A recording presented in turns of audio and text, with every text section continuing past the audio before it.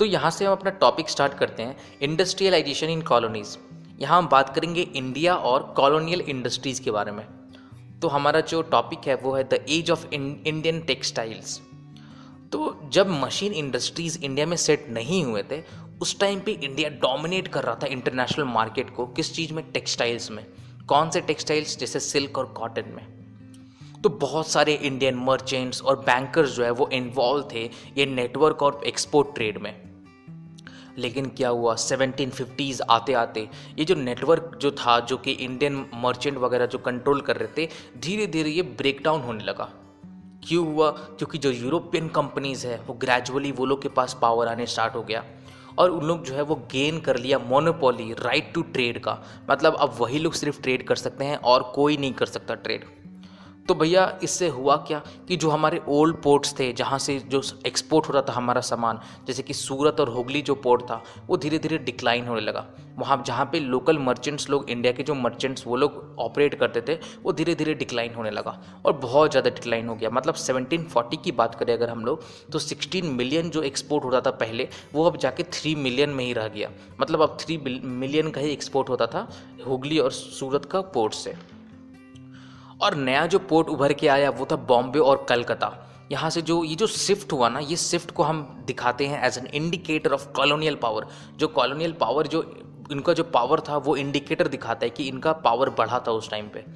और ये जो पोर्ट्स थे, जो नया नया पोर्ट्स था बॉम्बे और कोलकाता, यहाँ पे जो है सो यूरोपियन कंपनीज कंट्रोल करता था और जो भी गुड्स कैरी होता था वो यूरोपियन शिप्स में कैरी होता था। तो ये जो शिफ्ट हुआ ना, ये जो शिफ्ट हुआ, इससे हमें देखना है कि लाइफ ऑफ वीवर्स और अदर आर्टिसंस का क्या इफेक्ट पड़ा उनके लाइफ में। तो भैया हमारे जो ब्रिटिश कॉटन इंडस्ट्रीज थे वो अभी भी एक्सपैंड नहीं हुए थे। तो और उस टाइम पे इंडिया का जो फाइन टेक्सटाइल था वो बहुत ही हाई डिमांड में था यूरोप में। तो हमारे फ्रेंच जो हो गए हैं, डच हो गए हैं, पोर्टुगीज़ हो गए हैं, एज वेल एज जो लोकल ट्रेडर्स थे, वो लोग हमेशा कंपटीशन में रहते थे ताकि इंडियन वुवन क्लॉथ उन लोग को मिले। तो ये कंपटीशन के कारण जो है ना, जो वीवर्स को जो है सो अपना बेस्ट प्राइसेस मिलता था। मतलब कंपटीशन बहुत ज़्यादा था तो अच्छे अच्छे दाम में वो लोग बेच पाते थे। लेकिन एक बार East India Company political power gain कर लिया। एक बार जब पॉलिटिकल पावर उन लोग गेन कर लिया ईस्ट इंडिया कंपनी, तो उन लोग जो है सो मोनोपोली राइट मिल गया उनको ट्रेड का। अब मोनोपोली मतलब क्या होता है कि सिर्फ हम लोग ट्रेड करेंगे, तुम लोग ट्रेड नहीं करेगा। राइट टू ट्रेड मिल गया उनको, मोनोपोली।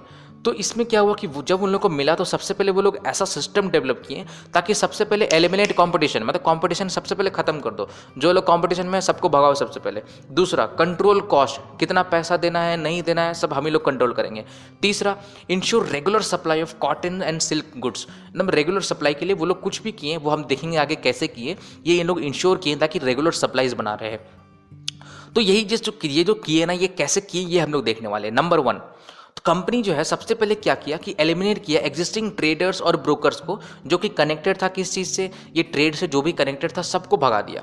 और क्या किया, एस्टैब्लिश किया डायरेक्ट कंट्रोल टू वीवर। सीधा वीवर से कनेक्ट करना है, बीच में कोई नहीं आना चाहिए, मर्चेंट ये सब कोई नहीं है, ट्रेडर वगैरह कुछ नहीं आना है, सीधा कंपनी सीधा वीवर्स।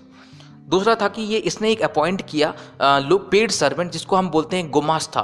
गुमास्ता का क्या काम था, वो जो है ना कुछ सुपरवाइज करता था वीवर्स को और देखता था कि कलेक्ट करता था सप्लाईज। उसके बाद क्या करता था, एग्जामिन करता था क्वालिटी ऑफ क्लोथ्स का कि कपड़ा कैसा बनाया है, सब चीज़।